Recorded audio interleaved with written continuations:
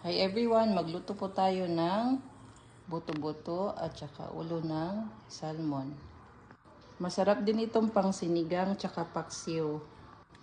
Pagkatapos ko itong hugasan, nilagyan ko lang ng asin. Tapos nagpainit tayo ng mantika sa kawali.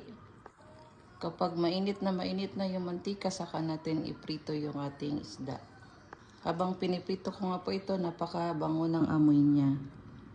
Mag-ingat lang din sa talsik ng mantika kasi pumuputok talaga siya. Nabili ko lang ito yung nakapack na, 2 packs yung binili ko. Pero pag minsan, pag bumibili kami ng buong salmon, pinapalinis namin ito, tapos pinapafillet. Tapos sinasabihan namin yung naglilinis na itabi yung ulo tsaka yung mga buto. Para walang tapon sa ating salmon. Minsan ginagawa ko rin sinigang yung pritong salmon. Mas masarap din po yung ganun.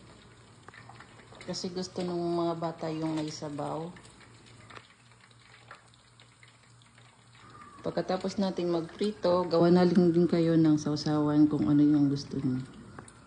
Thank you for watching.